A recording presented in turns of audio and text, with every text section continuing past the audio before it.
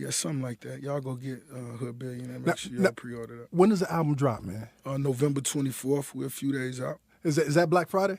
Yeah, that's most definitely that weekend. Okay, what can we expect to hear from it, man? This is that bass heavy Ricky Rose, that 808. You under dig? It's real street heavy. You under dig? I feel like Mastermind was real soulful, and I wanted to do some wordplay.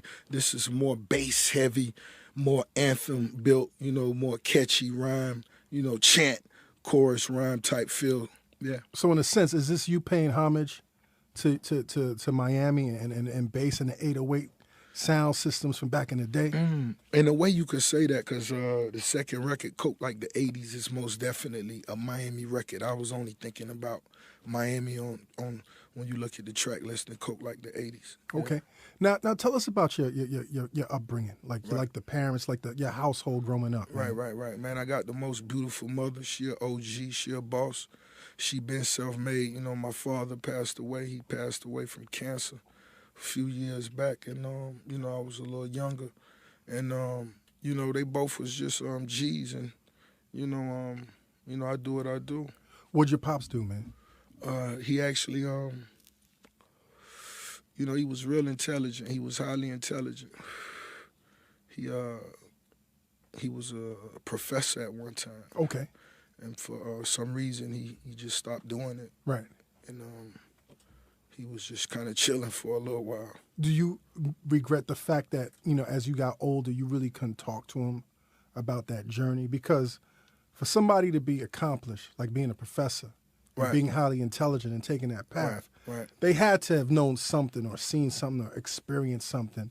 That an intelligent person, it takes an intelligent, brave person to change tracks instantly, you know what I'm saying, or drastically. Most definitely. I feel like it just takes somebody that's a believer and a gambler at the same time. You can't be scared to gamble, especially when you're gambling on yourself. Yeah. Fuck it, roll the dice, you heard me? And your moms, what your moms do? She was most definitely an OG. She come from the country, Mississippi, and she just always grinded hard. She was just always a grinder, a hustler. And she gave me the game. And you guys came from Tennessee or close to Tennessee, right? Yeah, my mom, she moved from, my dad was from Florida. Okay. My mom was from Mississippi, and when they got together, they moved. He moved her down to Miami. And whatever they was going through at the time, she was alone when she was pregnant with me, and she just went up 2 weeks before she had me back with her family, had me, then came back to Miami. So I've been in Miami my whole life. How many siblings?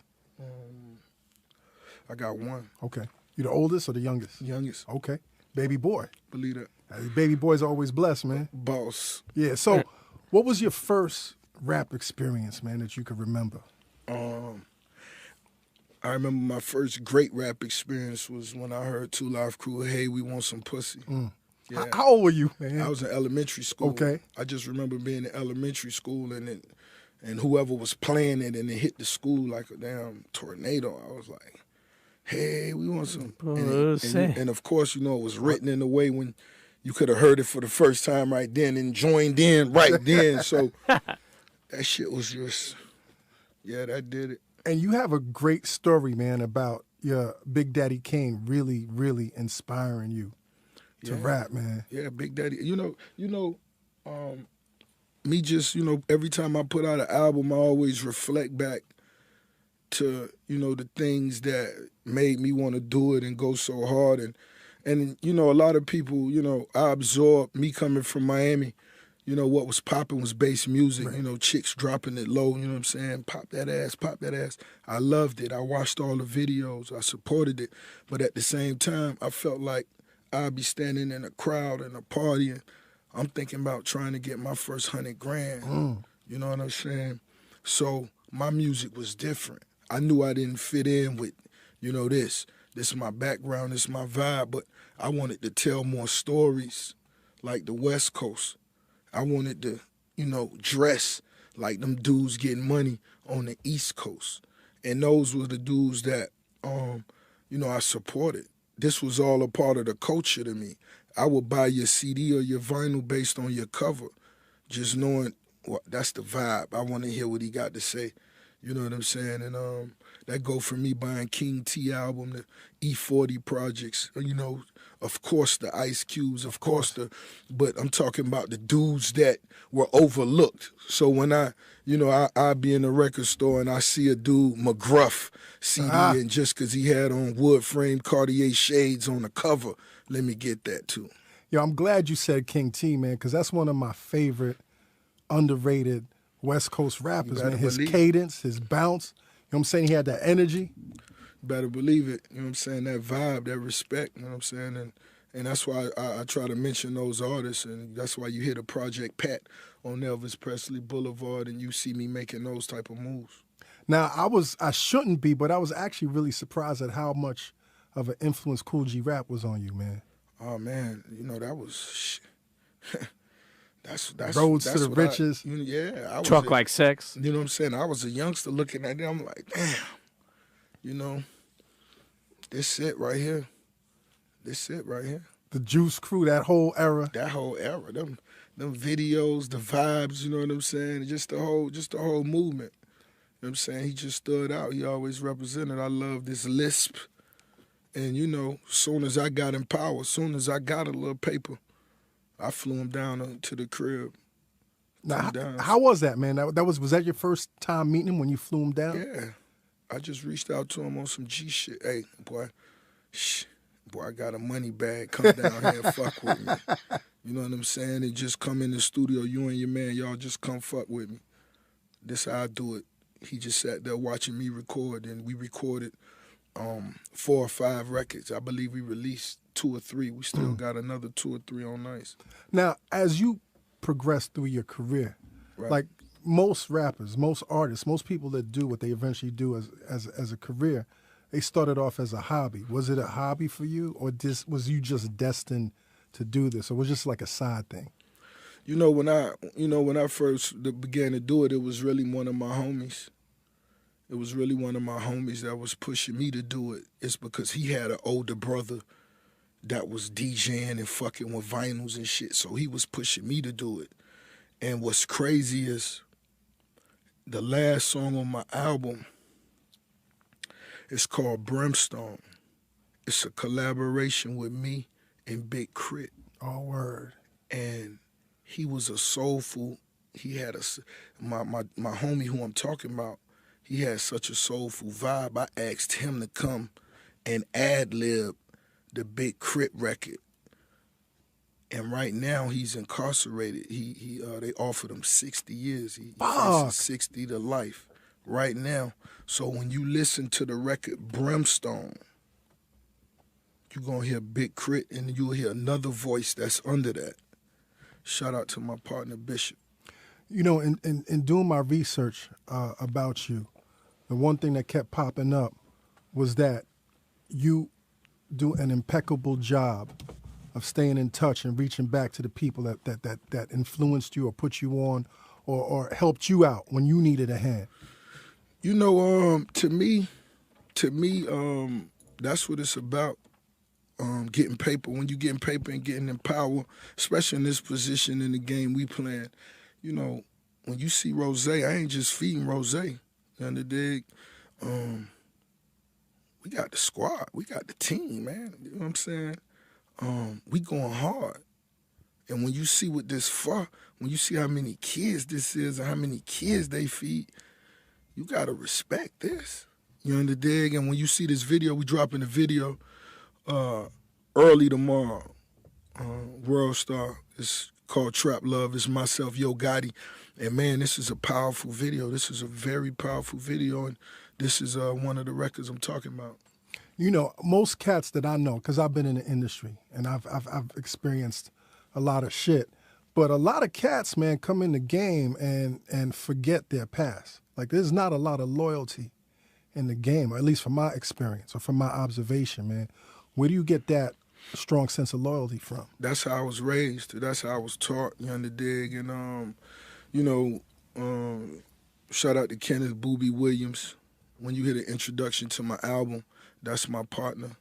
That's who gave me game. That's who, you know, raised us. That's, you know, who we looked up to in Carib City. That's who, you know, got us our first pair of shoes, so on and so forth. And he was indicted and he was on the run for a little while. He made America's Most Wanted. And he has been, you know, offered so many different times to be speaking on TV and such, and he never spoke to no outside outlets. That's just the code, you know, the code that he lived by, and it's the first time he ever did. So on my 7th, and man, I'm just proud of that. I'm happy of that. Yo, tell us about the young rapper Chill Will, man. That was, you know, that was me, of course, you know, early. That was just, I felt like Chill Will, that was, I was the, you know, the imaginary third member of EPMD. You know what I'm saying? That you got to chill. You know what I'm saying? That fucked me up bad. You know what I'm saying? I even cut that in my head. You had They charged me an extra $1 for that when I was a shorty. Well, you had EPMD or you got to chill? You got to chill. Yeah. So as a young rapper, as a young MC, man, you're borrowing from all these styles, man, but what was your persona, man? You were the third member of EPMD, but were you really living out like that EPMD life? You know, when I was a shorty, man, I was, where we came up at, man, you know, in the middle of Carib City on my block and where we was from, it was dudes that was getting paper. So, you know, I remember being this tall and standing in front of my first 500 SEL Mercedes and seeing that the windshield wipe, the headlights had their own windshield wipers. I remember seeing that like, damn. And they sprayed too, and they sprayed the windshield wiper fluid. So, you know, this is my partner, Jabbar. If you go back to my music, Fonzo, you know, that I talk about in John Doe, he out the feds now. That's who on the road with me. I just posted a picture of him, and I said, this is the same pose we did in the 9th grade. You know, these some of the dudes that was labeled being some of the biggest hustlers, you know, coming out of the city, you know, KD and Black. So I was around, you know, hustlers my whole life. You know what I mean? So I had Shaheem Reed down in Miami a few days back. Yeah. And, you know, I let him see a few pictures, and he like, man, you won't post these? I say, nah. No, they're not going to be on Throwback Thursdays, man? Nah. But, you know, we was wearing bust-down rollies, man, before I was still a teenager. Yeah. What kind of student were you, man? You know, I always had swag. I always had the gift for gab. You know what I'm saying? So, you know, the teachers always showed me a little love, but, you know, just being real, you know, math and, you know, those other courses I really wasn't good at. We spoke to Greg Street. Right. Tell us about the song Willie Bananas. Yeah, Willie Bananas. That's a record that I did for Greg Street years ago.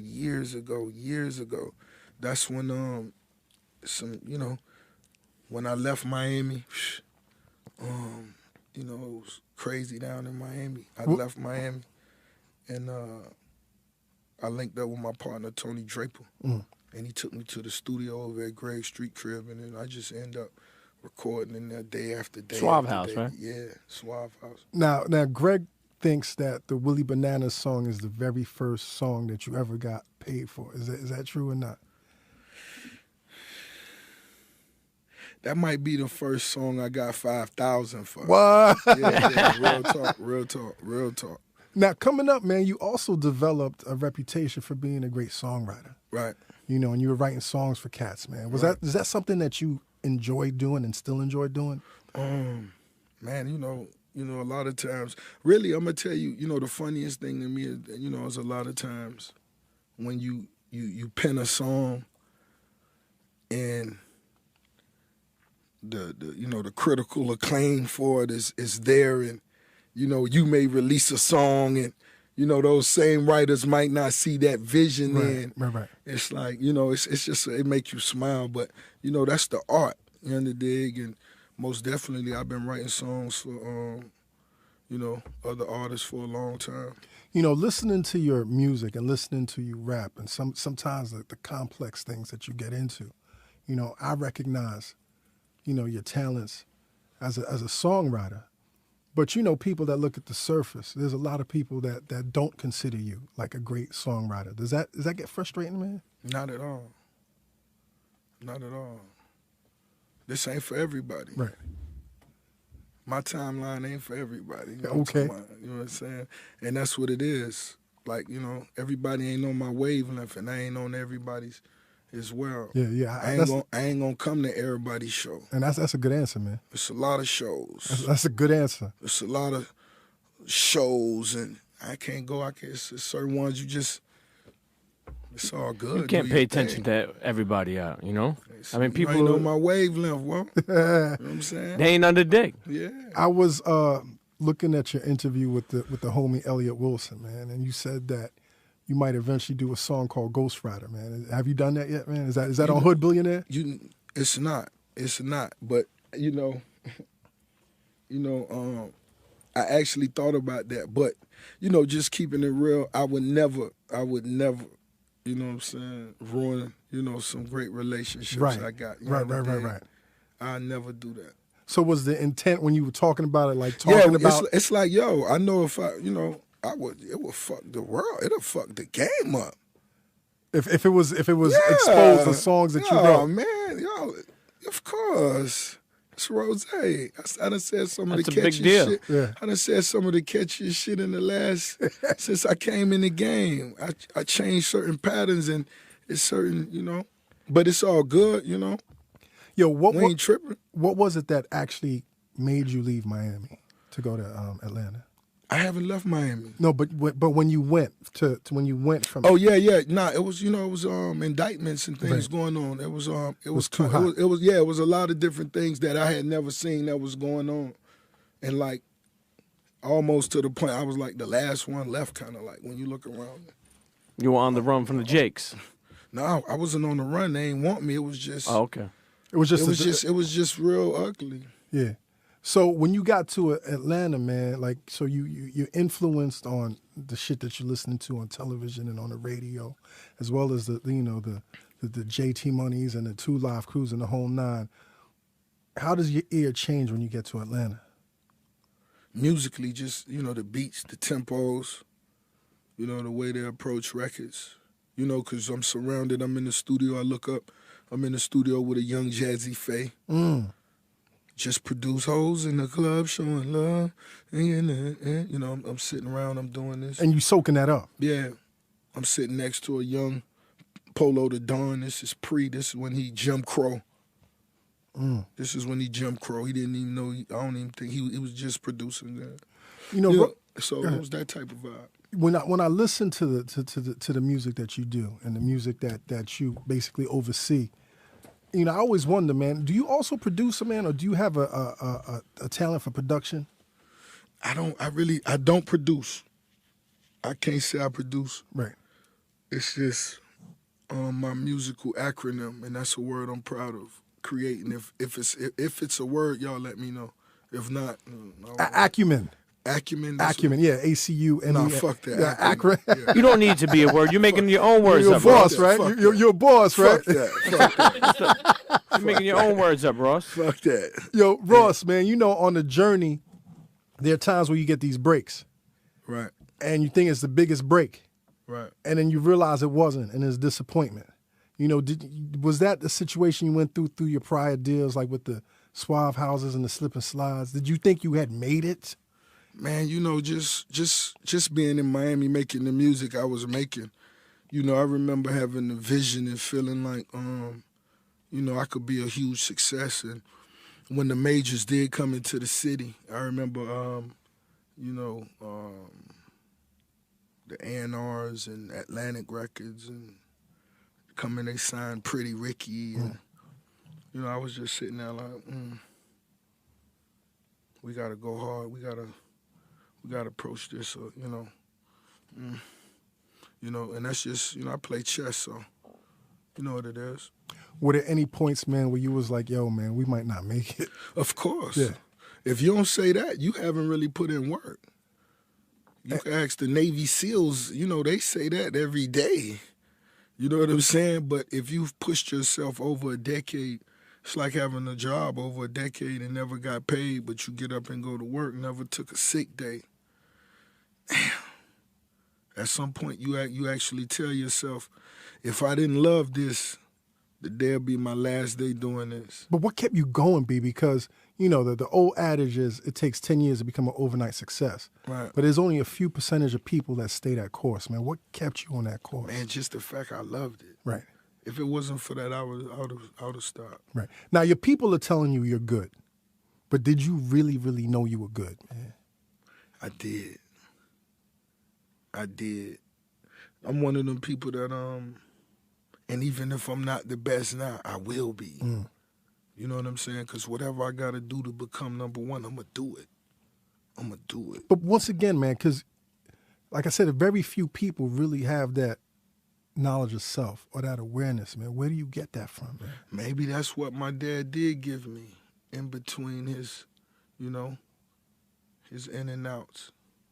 Maybe that is, but whatever it was, that's what I want my music to give you.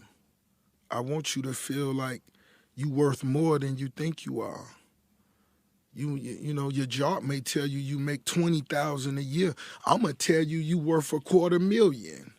And if you don't understand that, you could be weak and do what weak people do.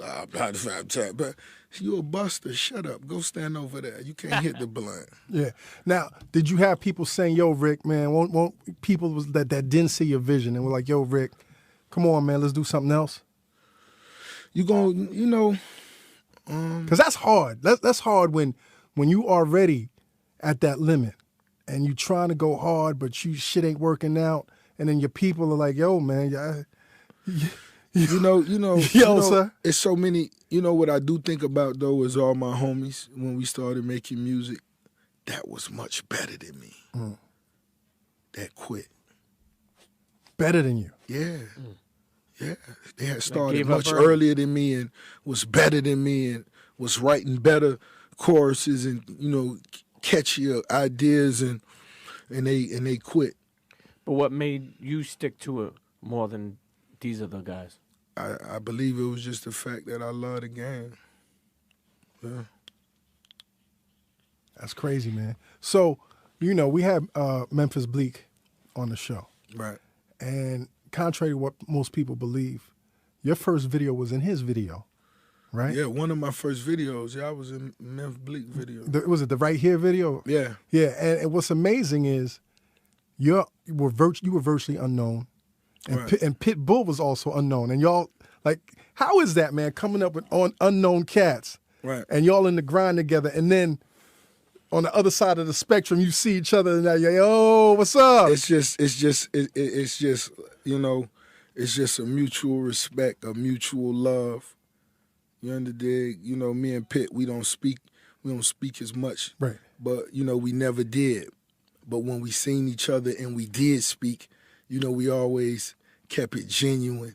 We always supported each other. So when I'm walking through the airports now, when I see a Latino magazine with Pitbull on it, I buy it. In a white suit. Yeah, I buy it. Right. That's my woe, you know what I'm saying? So, that's just what it is, and that's what you're supposed to do for your city.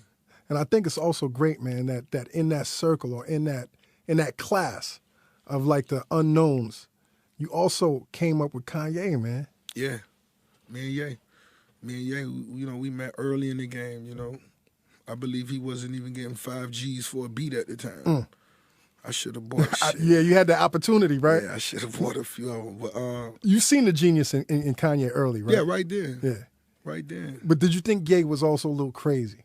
Of course. Yeah. He was a little optimistic, you know what I'm saying? I remember I had a conversation with Kanye, because I know him as a producer when he used to produce for Derek Angeletti. And I remember he was telling me, like, right before the Blueprint, I'm going to be the greatest rapper in the world. And, I'm not one, like you, man, I definitely want to support people's enthusiasm. Right. I was like, nigga, nigga, come on. And that's the type of dude he is. Right. He's not going to put a salary cap on himself. And that's what you got to love. And when me and Kanye met, we was actually in the studio, and he was producing for a certain artist, and I was writing the raps for this certain artist. So when we would finish a song and give it to this certain artist, we would go and chill and chop it up, and that's how we developed our bond. Right. And, we had got, cool and to the point where we even discussed, him executive producing my whole first album. How crazy would that have been, man? How different would that have been, man? I just feel like, everything, fell in place, and Right. it went the way it's supposed to be, but like I tell them, we never know what we may do. We never know what we may do. Yeah. Listen, let's go to a quick break. Hey, yo, Internet, you tuned into the Combat Jack Show, the CombatJackShow.com, Shit. man. We sitting with Rick Ross on the eve The biggest boss in the game, the Black Bottle Boy, you hear me? of the release of his 7th studio album, Hood Billionaire. The streets made me do 2 this year. 2. Yeah. How do you drop 2 albums in 1 year, B? I'm still fucking with the Mastermind. Of course, man, Mastermind is timeless. I'm still fucking with Devil Is a Lie. Of course, Devil Is a Lie. That, you already know, man. That's a lot of timeless music on that. And this is a different vibe. But, Right. I was always a mixtape art. I love putting out mixtapes. I always love putting out album, mixtape, just like that. And I said, you're going to really be a boss, nigga, when you do an album and an album, nigga. I mean, it reminds me of the old tradition of Def Jam, when you would have DMX And that's what we dropping doing 2 now. albums. Shout out to Def Jam Records, nigga. Def Jam Records and Power. They fucking with Rose. Yes. You heard me? Yes, sir. Put this shit on my back. Let's get this paper. You heard me? Ross, your life changed once you put out Hustling. Of course. Like that. Did you know that was the record? I did. When I got the beat, you know what I'm saying? I got the beat and I took it and I gave the beat to my partner. I said, hey, tell the DJ to play that bitch. I'm gonna just rap the 1 verse. I hadn't even recorded. I went to the club. Trina was having a show at this club. And the DJ loaded that bitch up. I went out there and rapped the verse. And the crowd was, just fucking with me. But I remember the look of this one dude. That motherfucker was looking like, boy, that shit. And I just said, okay, let's handle our business. I went and recorded that motherfucker. So Cypher Sounds, here's the record. Mm-hmm. And the story is he brings it to Jay-Z, and that's when you get the bidding war and the whole 9. Big time. Yeah, tell us about the first time you met Jay, man. Big time. The big homie, he called me up. And the first trip, I ain't even come. You know what I'm saying? Why not? I was just like, at the time, man. I'm getting high right now. I'm getting the second hand right now, Pete. That's good. Shout out to MC. You want some that water, man? contact, Yo, get some of that. Get that Get some of that black bottle, B. Man, I'm good. Yeah, But that shit smell good though, man. it's the best. Yes. Only the finest. Okay. So I believe you, man. So, I was in the middle of a bidding war. Every label in the game was over 7 figures offering me, a check. And Jay, sent the word out, for me to holler at him. And I was just like, you know what I'm saying? He just want me to come holler at him. He ain't going to come with the bag, man. And, It's all about that bag, right? Oh, most definitely. It's all about the bag. And I was wrong. You know what I'm saying? Not only that, the homie had a whole layout, a whole plan, like, let's get to work. You know what I'm saying? Right. Not just on some chill shit, not on no EP and, nah, we ain't doing that. Like, let's go to work. It seemed when that record just came out, man, that his cosign was so crazy, man. Like the J cosign is really what got a lot of people, even though the record was crazy, but the J cosign, I just remember in the industry, was crazy, man. Did y'all hit it off instantly, man? Yeah, we did. We did. You know what I'm saying? We did, and not only that, Jay got real hustling roots, back to Miami. So y'all talk that shit. not only that, we got some things in common. Okay. We know a few people. What is it about the chemistry, man, with you and Jay when y'all get on them records, man? It's like, my nigga, he fuck with me, I fuck with him, you know what I'm saying? And it ain't no foo-foo rap shit. It ain't because, you know what I'm saying? It's just on some real shit. Homie just, he's straightforward, and it is what it is, you know what I'm saying? Everything he ever told me, you know what I'm saying? It's been 2000. And even if he never did another verse for me, you Right. can't be, I don't fuck with niggas oh, if nigga don't, you know, you an artist, if a nigga don't do the verse next year, he don't fuck with you. Nah, if my homie can't do another verse never for me again, even if I ask for 10 of them and he tell me 10, no, I can't do it, 10, that's still my You're dog. good, yeah. Yeah, real niggas, that's how real niggas stand. That's just how it go where I'm from, yeah. Yo, but the level of like the artistry when y'all on those records, man, is it also like a competition, man? Of course, you know we popping that shit. You know what I'm saying? And, y'all pop shit to each other. I'm about to burn you, Jay. Nah, he up on his, he do his thing.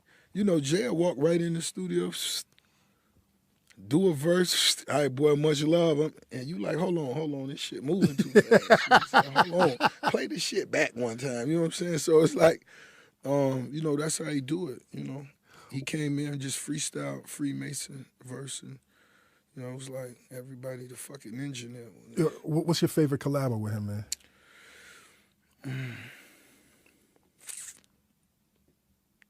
I'm gonna say Maybach Music. Yeah, my favorite is that Freemason, man, because you're really kicking some knowledge of self shit, man. Like Right. that it was no caterpillars, it was just a whole bunch of niggas. That shit took me there, man. It took me to the pyramids, man. Right. Freemason was powerful, but even like Fuck With Me, You Know I Got It was really just, I felt like back and forth, that was some powerful shit that you just did. That I mean, was dope. some boss mafia type shit. That was dope. The devil is a lie. That shit is crazy, B. That shit. We do dope shit. You know what I'm saying? We always pull out some fly shit and we give it to him, and that's how it is. You never know, man. The homie, you never know, man. You never know. Who else you enjoy collaborating with, man? Like in the studio. Like, I can't wait to get in the studio with this person. All my family, of course, you know what I'm saying? Free Meek Millie, everybody that's listening, hashtag Free Meek Mill right now, Free Meek Mill. I love, of course, working with all my niggas. You already know that, you know what I'm saying? Fat Trail, them niggas. When niggas like Fat Trail come to your crib, it's like, it's different for those days. Yeah.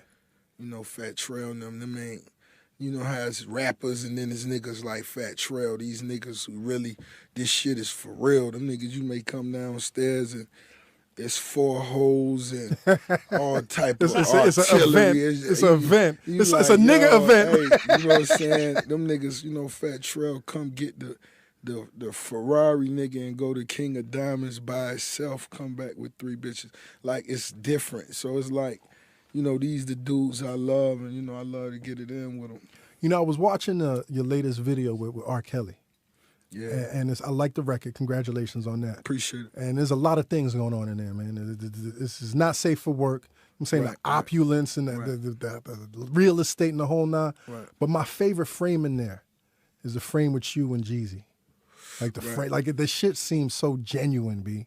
Like, how is it working with Jeezy now? Like, you talked about it before, but it seems real genuine, not like a, let's make peace and then this is. Nah, you wouldn't do that. Let's make peace. That shit I wouldn't do. If it ain't real, I wouldn't even do it. I'd just rather not fuck with you. I don't give a fuck. I'm not losing nothing. Right. We both getting our own money. Why the you don't gotta do no fake, let's make peace, and then another nigga flip out on you the week later. You know what I'm saying? That ain't what it's about. Right. But me and Jeezy, we was always cool, before we ever had an interruption. We always did records, especially, between each other with DJ Khaled. He was always in Miami, and it was vice versa. Sewing them records up together. You dig? We always, and we always fuck with each other like that. And you dig? And so it was always a mutual respect, even when it was hot. I mean, when there was a misunderstanding, it was just it was what it was, and we kept getting money. And it worked its way out. That's what it did. It's worked its way out. It wasn't about us or nobody, putting us together, none of that shit. It just, it was what it was. Yo, congratulations on being on the Forbes list again. Much love. I read the article. They called you the chicken boss, and you own 9 Wingstops across the country. Yeah, it's the number a little different, but it's all love either way. Aren't you franchising them out now? Like, aren't you franchising? It's not only owned by you. Somebody could come and buy it. Yeah, most definitely. You could come get your Wingstop through Rose. But you got to have a minimum of 600,000 No, liquid. You got to be liquid. See, that's That's what it said. That's corporate policy. Okay. My rules are a little different. Okay, what's so that's why you may want to. We'll talk off air. Everybody, you know what I mean? Yeah, the Combat Jack franchise. That's what we do. That's what we do. Right now in Memphis, because that's where you have most of your yeah. Why Memphis, man? Because that's where my mom, a majority of my family from. Mississippi and Memphis, they sit right next to each other. So I got so much family there, and so it's all about family. That's what you start with first, and then you bring in everybody else. And you gave so many people jobs that they gave you a key to the city? Yeah. Did you believe that shit, man? Man, when it happened, I just had to, salute, AC, the mayor. It just let me know how in touch Memphis is and, just how important this is because it's most definitely a positive thing, And, not only when you bring jobs back to the community, but you bring another type of energy. You know what I'm saying? When we walked through St. Jude's and we, we seen them kids and, Roseanne there, it's just a whole different type of vibe. You know what I mean? And that's why I felt it was so important to, start right there. What's your first experience, man, with Wingstop, man? I was at the barber shop, and the dude walked in with them lemon pepper, and I smelled them. And I said, what that is, well? Well, have you ever thought about even doing your own flavor, like a rosé wings, or like somebody? I was smoking one night not too long ago, right? Probably last night. Yeah, not too long ago. And I told myself, yo, I'm going to come up with my own flavor. I need to get my name. I need to get the name of the flavor. Glazed pears. Yeah, man. Yeah. Let me get a cut. I see you come back. Yeah. I see you, baby. Yo, man. Oh, another thing that I really get a lot of enjoyment, man, watching from the outside in, man, is your relationship with Puff, man. Believe that. What's your relationship? Like, describe to the internets, man, what your relationship with Puff is. That's of course that's my big homie, but he moved to Miami years ago. So he was in the city, and he wasn't just, another dude living on Star Island, but he was actually in the community. That nigga was actually in the streets, not just going to the clubs and balling, but he was doing certain things in the community that, these basketball niggas and a lot of niggas, you know what I'm saying? That actually even live there. Yeah. Right. You know what I'm saying? That they wasn't doing. So, me, I always been one of them type of people. That's what I'm watching for. You come to the city, what you doing? What high school you went to? You know what I'm saying? Who you talk to? You know what I'm saying? What you doing? And he most definitely always did that. You know what I'm saying? And, he was always a player. So, then when we started doing little business ventures, he started giving me game, doing this and that. I done got a lot of money with homie. What's the most important thing you learned from Puff? Just he party as hard as he do, but that man religious as hell, you know the dig? And I don't want to say it like that, religious as hell, you know the dig? But, my dog he extremely religious. And you're very religious too, right? Yeah, most definitely. God is great, but, Puff makes sure you're in the dig, and that y'all pull out that Bible or y'all start some verses? He makes sure that, that's at the end of the night, he bring that up some kind of way when all us sitting at the table eating, it'll be a part of the conversation. And, he's just a true hustler. Yeah. His family, his kids, he got it, he a great example of how to handle that. When you remade the Biggie track, right? What was Puff's blessings to you? What was his talks with you about that? When I took the vocals, he didn't even know. At first when I had the vocals, then when I heard it, Puff, he was just vibing to it, but he didn't say too much. He didn't go crazy over it or nothing like that. And I respected that, because I know as he listening to it, he can't help but think of course, the greatest. Yes. And of course, my shit ain't, and of course, just the memories of the greatest at the same time. I respected that, but I just wanted to present it. And, I most definitely presented it to D-Rock and, all the team and, just to get the blessings, from the team. And they gave me the blessings. D-Rock said he rock with it. It's funny because, I was speaking to Greg Street, and he was explaining how much I don't think people understand how you're a fan of the greatest rappers. Yeah. You study the craft. Yeah. And that's why you could go from one extreme to another on a lot of these things. I could, you know what I'm saying? I loved, whether it was, Slick Rick, Children, just, that Slick Rick album, and I could go straight to Riding Dirty. You know what I'm saying? I could go back to Death Certificate. You know what I'm saying? You could go to Illmatic. You know what I'm saying? You could go back and forth. What's your fascination, man, with the Maybach? Like your love affair with the Maybach, man. You got to think about it, man. It's like, imagine being a fat nigga that walked to school and you had to walk kind of far. All right, I'm going to do this shit every day. All right, that's cool. But when I get a car. And you a big car dude, like the Cadillacs and the Chevys and all of that. I want that bitch can't even fit in the garage. Curtains.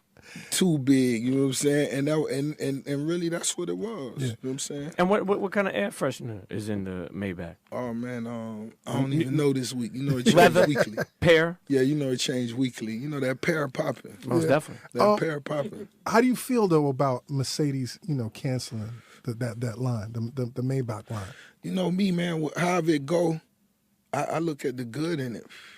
Because as soon as it canceled that line, everybody who did have a 57, that shit went up in value. You know what I'm saying? They want that Maybach more than ever now. Right. Everybody can't have it now. Everybody can't have it now. Right. So so could have been a good thing. You understand? So, that's how life is. Once life throw you curveballs that you can't do nothing other than accept, you gotta accept it. Right. That's just like if you woke up and your damn right leg was gone. I mean, gotta work it smoke out. A blunt and work it out. Man, you might love you what, but niggas strengthen that left leg. Go shopping for the iron rod now. You know what I'm saying? Ross it up. Yeah, Ross, you crazy, man. We ain't finna wait 3 weeks in a month. Which one you want? Which shoe you want to put on that bitch at the bottom? Get one of them gator prosthetic legs. Yeah, so it's just real talk. It's crazy, man. It's just real talk. You know, I know we're running out of time, man, but I got some more questions to breeze through, man. Let's do it. As a boss, right? As the Maybach boss, as the MMG boss, man, how difficult it is, man, to manage so many different personalities, man. Stolly seems even keel, you know what I'm saying? But you never know because he's an artist. Right. And then Wale crazy ass, you know what I'm saying? Right. And then That's Meek, my dog, Meek, do you ever get annoyed like Meek? Calm the fuck down, my nigga. Never, man. You got to understand these niggas is bosses themselves. Right. You understand, and when you get to know them, you understand them. You know they all love each other. All these my woes, all these niggas, my niggas, man. I ain't even say gunplay, man. You know what I'm saying? Like, of course, that's my nigga. You know what I'm saying? All of these niggas is crazy in their own way, but we all, we all blood, baby. We all family. You're like a big brother to some of these people, even like a father. Like most no disrespect definitely. to them. And you got to realize, all I ever did was tell you, positive shit. You know what I'm saying? Let's get this money. But I done made niggas, we millionaires. But the nature of men, even though you help men make money. Yeah. Does it ever get to a point where sometimes one cat might challenge you? Nah, it's you got to understand when you respect a man as a man from day one, you shouldn't have those problems. Right. And we are men before anything else, you understand? And, everybody got their own freedom to be a boss. You do your album, your music, record, you handle your business, you handle the budget the way you want to handle it. You a boss within your own right. And long as you do that, they respect my mind and it's vice versa. I think it's such an interesting team. How do you even put a team, how do you even have the vision to put a team like that together? You know what I'm saying? Like how? That's just that's of course, like how do you choose, for example, like Stolly is very talented and he's a good brother. We've had him on the show. Right. And I hear that the album Ohio that's about to drop is crazy. I got a lot of respect for him. Yeah, it's in the stores now. Make sure y'all pick up that. You know what I'm saying? Hit Stally up on Twitter @Stally. But how do you say I want that man on the squad? Him being dope. Right. Him being fly, you know what I'm saying? Fresh to death. Yeah, him being a great representation of the culture. You know what I'm saying? And that's what he do best, represent the culture. He's a great thinker. He's a solid black man, you know what I'm saying? A great father. He one of those type of dudes, a deep dude. He has so much more to, you know, to open up and tell people, you know what I'm saying? I feel this is just the beginning for Lil Homie. So let's play one-word association. I'm going to mention these names, and then you tell me one word about them. So, Wale. Wale, passionate. Meek. G. Stali. He's most definitely fly. Gunplay. Crazy. He's still crazy, right? Of course. But is Gunplay brilliant, man? Is he brilliant? Because he's very. Yeah. Any dude that can accumulate what he's accumulated, you wouldn't know Gunplay owns the amount of cars he owns, his Mercedes coupes, and you wouldn't know that. You wouldn't know that because that ain't what you. And he don't even, you know, he ain't even tripping on that. Right. You know, but he has another value. He has another type of value. Okay. That he doesn't show in public. Yes, of course. Right. You know, I want to ask this question, and it's not really to spark the controversy, but it's really out of appreciation. You know, when I first really started hearing about you, other than the hustling, was when you had that back and forth with 50, right? And, you know, as an outsider looking in, not really familiar with your talents and your music, I was like, damn, 50's really getting at him. You know what I'm saying? So the public opinion was that 50 was getting at you, right? Was it? Yeah. I mean, me being the public, right? So then you drop Deeper Than Rap. And that made me really say, let me hear what Ross is saying. You know what I'm saying? So when I picked up that album, dude, I was amazed. I was amazed. Right. So during that time, man, like, what is your mindset? Like, are you just not ignoring the pressure and just saying? I said, I'm on stage. I got the lights on me. Yeah. It's time to do it. So you saw that as like an opportunity. Of course. Right. And were you confident that your music was going to drown everything out? Of course. I initiated it. You can't see the moves. Wait. You gotta understand. Look at the pattern of the moves I've made. You're really good at chess. I gotta play you, man. I've been in the game since 2006. Yes. I've been a part or executive produced how many? 15 albums. The branding we're a part of, the association, the paper we getting. I mean, are you serious? Of course. But some people didn't even see that at that time. But they don't even matter. You made them. They're donkeys. Like that's the thing. Yeah, they were donkey of the days. You know, but you made them believe that. Like I remember walking. Like it's funny when Combat says that. I remember being around all different Brooklyn neighborhoods and people feeling somewhat of the way he was saying. After that drop, that's it. People. You made people believe. For real. And it's, as a rap fan, what I appreciate is when somebody convinces me. You know what I'm saying? Like somebody that I might not be fucking with at first. You know, at the end of the day, Homie them was at the top slot. You know, having issues with whoever was having issues with Joe had just mentioned the Homie Khaled name. You know, I just felt that, you know, it would only be so long before me and him had a misunderstanding. Right. And where I come from, we always hit first. Right. You under dig? And basically that was just what I did. Okay. I respect that, man. I respect that. And I appreciate that because that's what brought my attention to you. You know what I'm saying? So I definitely appreciate that. You know, my last question, man, you know, there's a lot of shit going on right now, man, with black men. You know what I'm saying? Florida, you know, Trayvon and the whole nine. There's a lot of shit going on, man. And, you know, it's a critical juncture, man, where, you know, how we speak to each other. You know, what we say, the messages that we say. You know what I'm saying? And it's at a point where, you know, I can embrace the ratchet, we can embrace the negativity, but it's at a certain point, man, where I feel that we got to really turn in a different direction, man. Like, what do you feel about that, man? Like, because you're a valuable voice. You have a very valuable voice, a very influential voice.